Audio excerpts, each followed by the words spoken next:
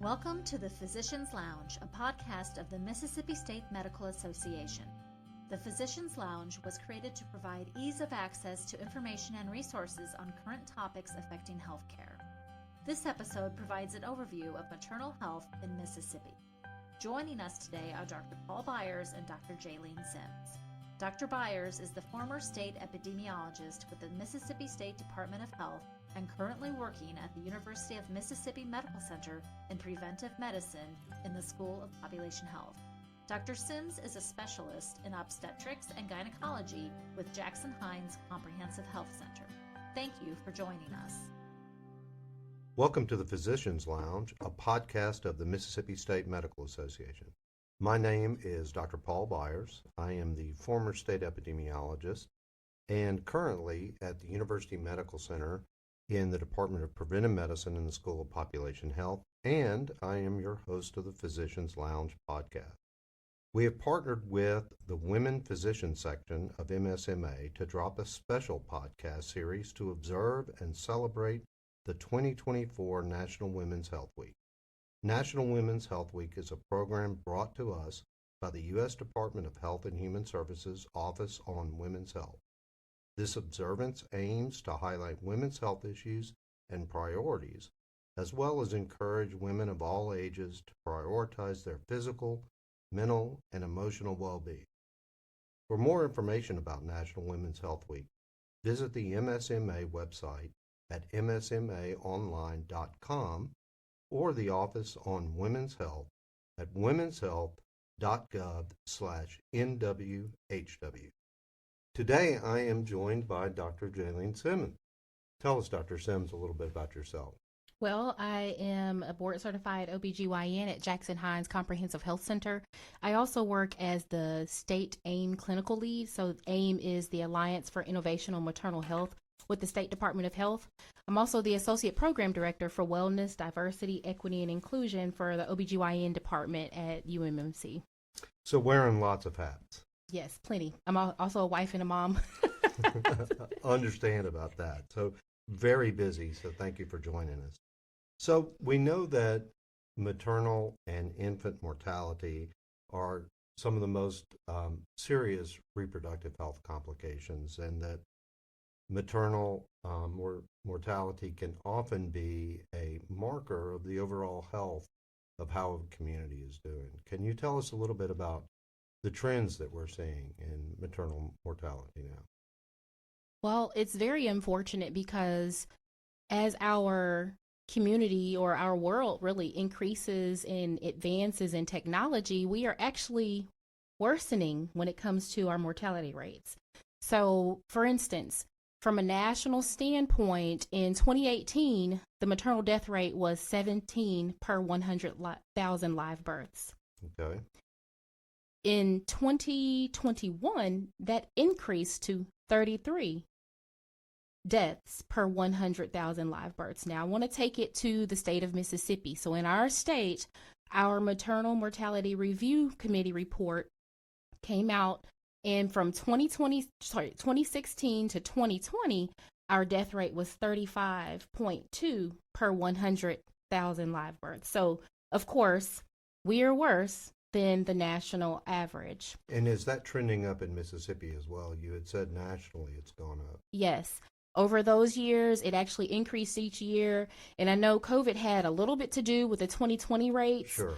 Actually, not just a little bit. I actually have to mention that the rates significantly increased during that time period. We certainly saw a big impact. Mm-hmm. And we actually didn't separate the deaths. At one point, the committee, I actually sat on the committee as well. So at one point, we wanted to separate them so that we could review the COVID deaths compared to just the other deaths, and we ended up just putting them all together in a batch, and it definitely made an impact on those numbers.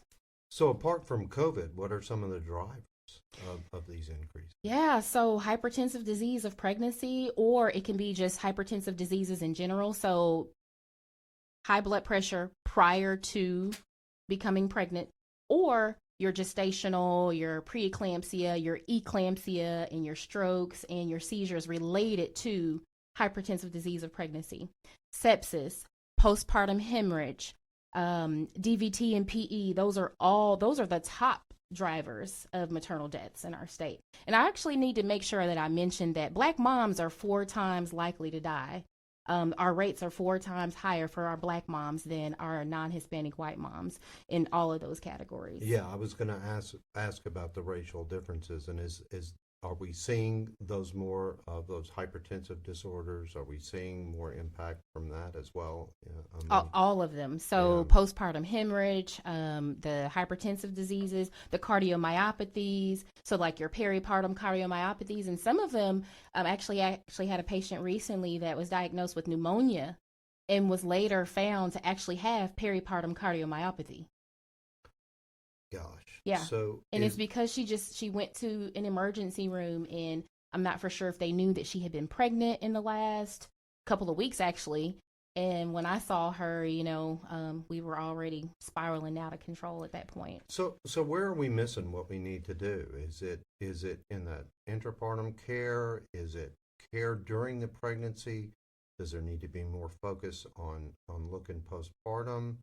Where are we missing what we need to do?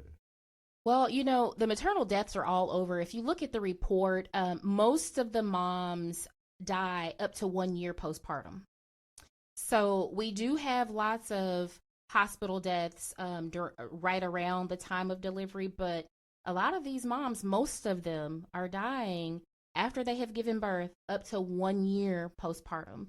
And so what it comes down to is all of us saying, we need to make sure this person hasn't been pregnant in the last year when she comes to us with a new problem, because it could be pregnancy associated.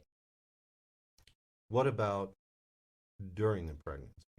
Are we seeing people presenting late in the pregnancy for their initial care? Are we seeing barriers there? Yeah, there have been some barriers there. I have just personally had lots of patients say, well, I'm late because I didn't have my insurance. And so that has definitely been a driver of late prenatal care. Now, there are some where it's not related to insurance. I'll have to be honest. It's related to their jobs or their just busy lifestyles. I've actually had to make phone calls to employers to get patients to be off of work to come to their prenatal visits. And that shouldn't be happening. And it shouldn't be happening that way. So it's really across the board. The moms are busy. They have their other children. And they have lack of insurance, and then once their insurance is active, at that point they're already into the second trimester. So if they come in with poorly controlled diabetes or hypertension, we've missed that opportunity. Exactly. And so I think it's equally important for women who are childbearing, who are planning pregnancy, to make sure that they are accessing health care now, even before they become pregnant. Exactly. And so if we look at this, and you talked about insurance, and we've recently had postpartum care extended on Medicaid for a full 12 months now after That's delivery. going to be huge impact on our patients, because those patients that start off their pregnancy just normal, and then they turn into an issue of gestational diabetes or hypertensive disease of pregnancy, they are going to need some time to get their blood pressures and their blood sugars back into control. Now, a person that has gestational diabetes or hypertensive disease of pregnancy has a 50% chance of actually developing the disease outside of pregnancy in the postpartum state. And so this extension in the coverage will allow us to better control those patients' medical conditions while also making sure they have good birth control. That is super important, because they'll have that birth control for that first 2 to 3 months. And then if their insurance falls off and they have to pay cash for their pills or their patch or whatever it is, they're probably not going to pay for it. And so this is going to allow us to get really good control of their conditions. Because if they get pregnant again that quickly, does that increase the risk? Yes, it only makes it worse. It only puts a condition right on top of another condition. And say, for instance, someone comes with pregestational diabetes. Well, the pregnancy hormones actually worsens the disease. And so we actually have to increase their insulin, increase their medications during pregnancy, and then once they have completed their pregnancy, we actually halve their insulin. That's how significant the impact of pregnancy is on the blood sugars. So moving forward, we have time to better control them and get them back into a steady state before they get pregnant again. So it takes some recognition. It takes access to care. Certainly it takes individuals' awareness of their risk. So diabetes, hypertension. What are the impact of age that we're seeing on maternal mortality? Are we seeing increases as a woman increases in age? Yes, across the board. For ladies that are aged 35 and up, their numbers were exponentially higher than the young ladies that were younger than that on our last report. So what are some of the things that we're doing? And you and I had some discussions before about some of the opportunities that physicians can have, but also some of the roles that are being played by people who are not physicians as well. Let's kind of put it into a couple of categories. Please because do. it'll help me to really hone in. So let's talk about the hospitals first, because I know that maternal death, when you look at social media, a lot of people are talking about how, it's the physician's fault. It's physician's fault because the physician didn't hear, the physician didn't listen. Now, that is a thing. I'm not saying it's not a thing. Okay. It is a thing where patients have said that their voices weren't heard, or the families, because we do interviews with the families have said, well, we said it over and over again, and then finally it was too late. So the Alliance for Innovation on Maternal Health, it is a national program that allows hospitals to implement quality improvement initiatives.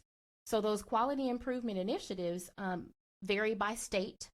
The ones that we have implemented in our state are hypertension in pregnancy, postpartum hemorrhage, safe reduction of primary cesarean delivery, and then we're currently starting on the postpartum discharge transition.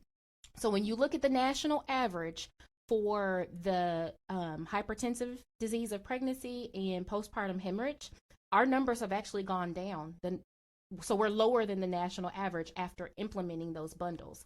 So what they do is they teach everyone in the hospital to recognize a sign. So you don't necessarily have to hear the patient's voice here, because now you're treating numbers, and it teaches us how to react. If you see a blood pressure greater than 160 over 110, boom, you treat right then. We also taught the hospitals how to estimate blood loss a little bit better. So now we call it quantitative blood loss, which means we weigh the blood loss, because the data is very clear. We as physicians, we think we're better than we are. We underestimate blood loss, okay? And so when we do the qualitative analysis, we actually give blood transfusions a lot faster, because now we're like, okay, we thought it was about 800, but it's actually 2 liters. Wow. And so those initiatives have been great across the state and, of course, across the country.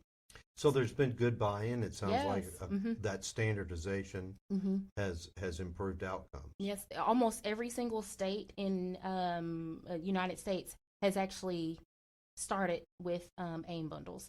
So it's really nice. There are about eight different bundles, and so right now we're on our 4th one, and we'll just keep going forward with that. And the hospitals are receptive? Yes, the hospitals are very receptive. Is it all the delivering hospitals in Mississippi that are doing this? Well, let me just say this. I know that the Joint Commission initially, at some point, is going to require every single hospital to do it if they're going to be a delivering hospital and have the proper level of maternal care. Understood. However, not every hospital is actually entering data so that we can see what their hospitals are doing. Now, some of those hospitals that are not entering data, they are doing the bundles. So we know that they're providing a more safe environment for their patients while they're in the hospital. So progress, but still some improvement to happen. Yep. So that was one category. Yeah, so let's go to the community. So there's great data around our nurse midwives. They have excellent data as far as like their outcomes. Now, granted, they do low risk deliveries compared to the high risk deliveries. So we do have to remember that that is also a part of it. However, in our state, we have lots and lots of trainees that are coming into nurse midwifery. So at some point, I'm hoping that our hospitals will like buy in so that we can get more into our hospitals and more into our practices.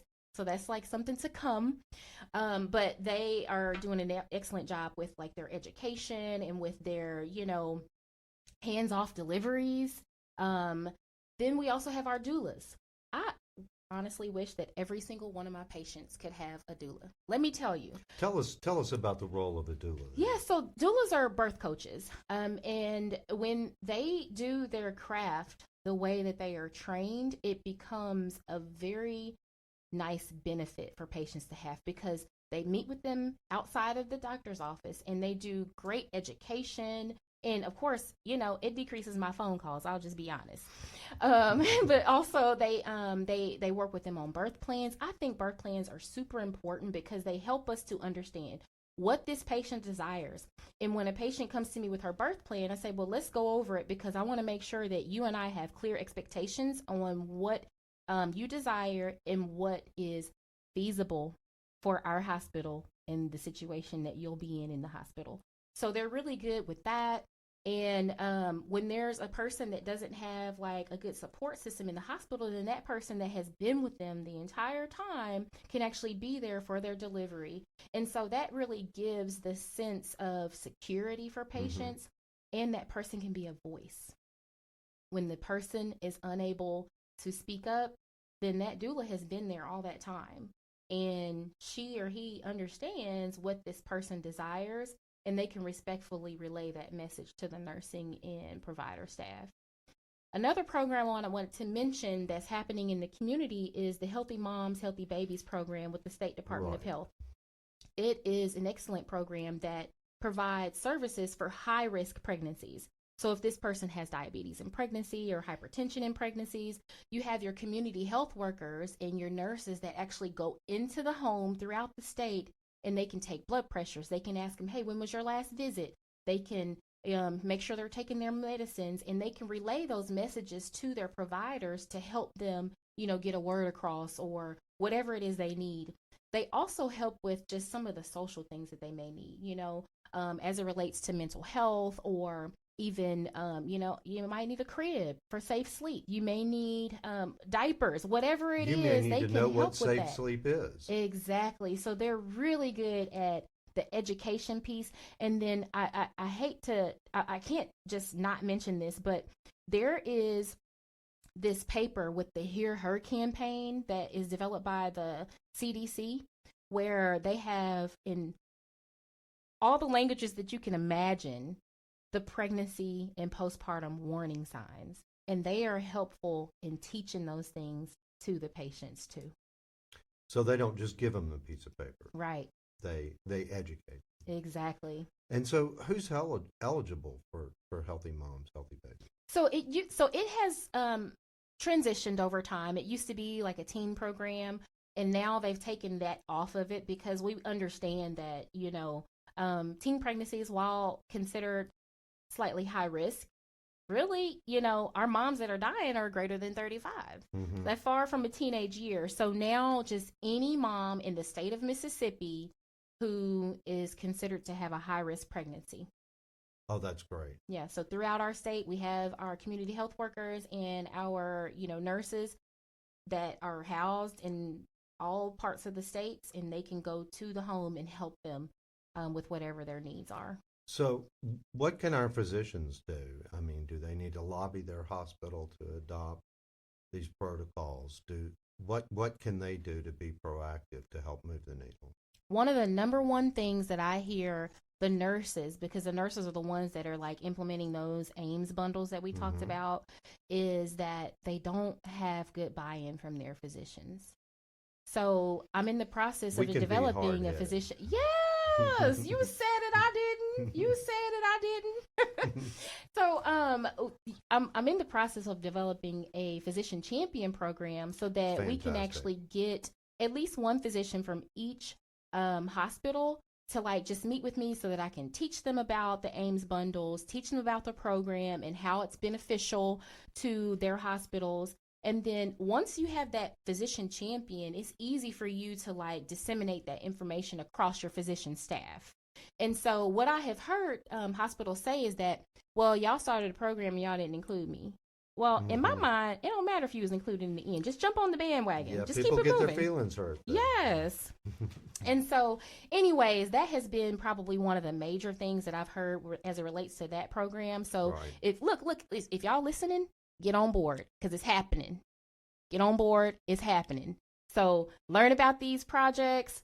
Get on board because look, we are here to save lives. We're not here to, be what we call muscleheads. I guess that's what somebody used to call me. Anyway, we're not here to bump heads with our nurses. We're not here to say, well, you thought of something and you didn't think of something. And so this is just something that we can all do together because our number one goal is to make sure these moms go home because pregnancy should not be a death sentence. It should not be. One of the other things that they can do is just maybe give a little bit more information in the clinic related to the pregnancy and postpartum warning signs. Sometimes if they, even if you don't have time to educate, maybe just print some of those out. I actually have some printed off in my clinic, and I'll introduce it to the patient and just say, hey, these are the things that I want you to make sure that you let me know if you experience any of these.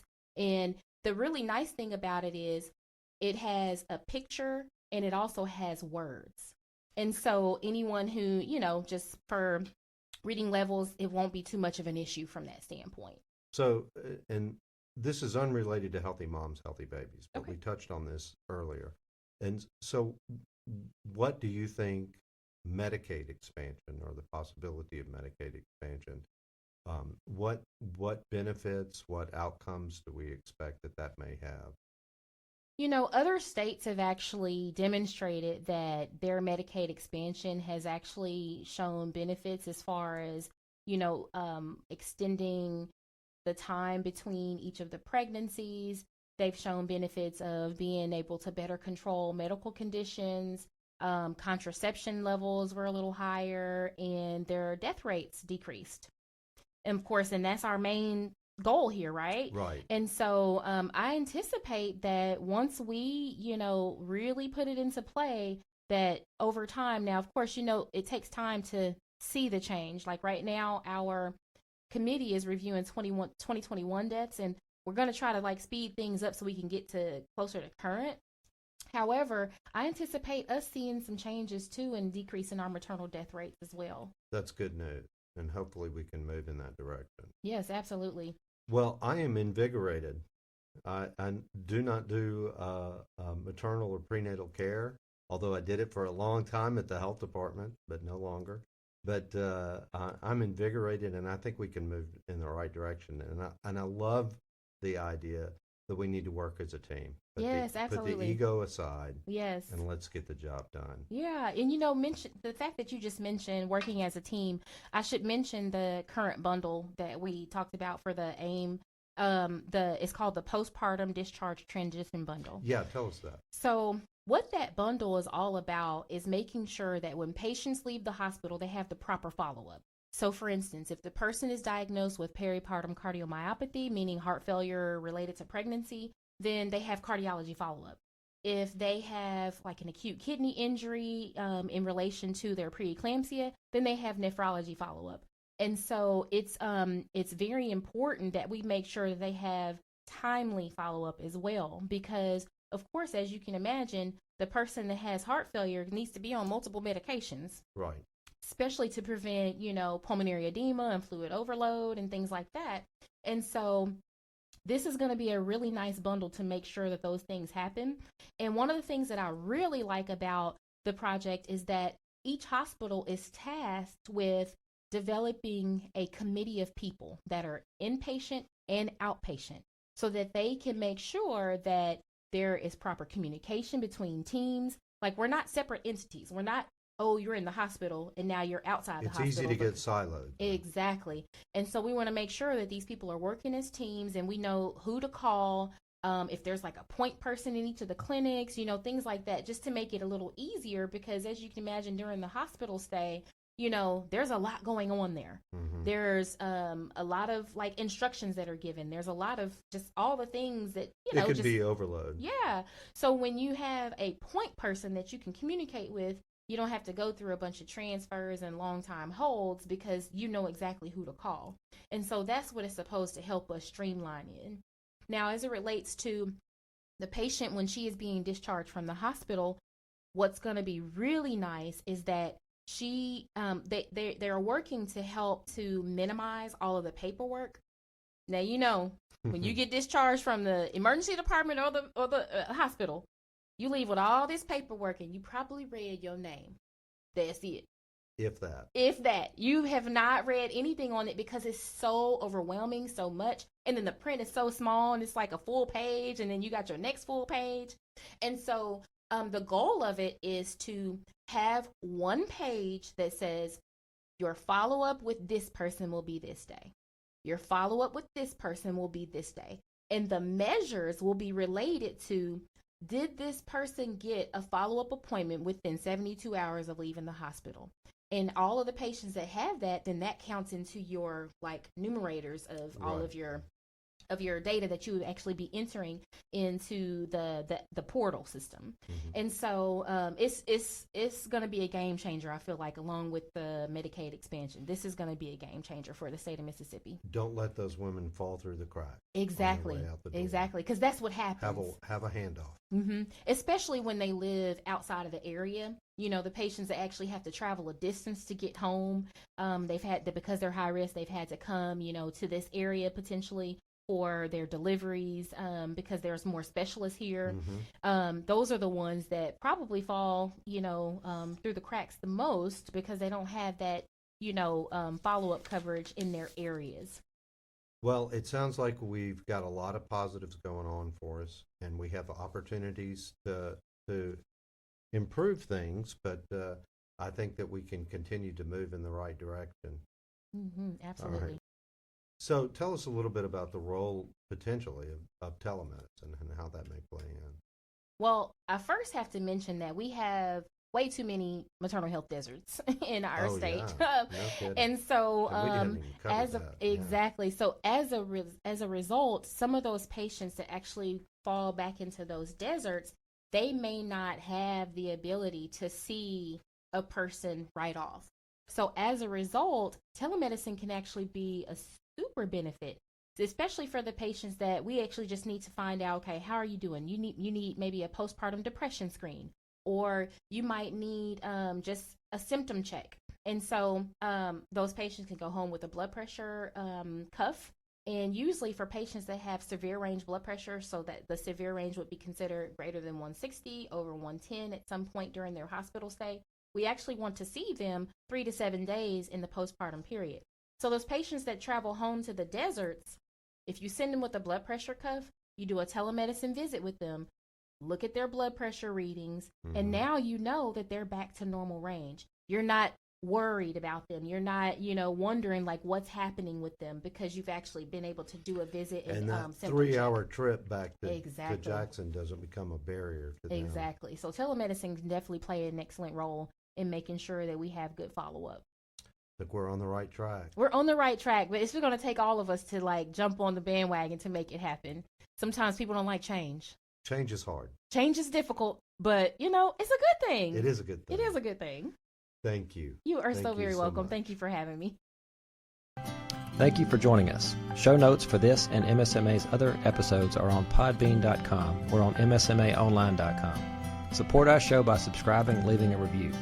Thanks for listening, and see you next time. Brought to you by MSMA. We are the physicians who care for Mississippi.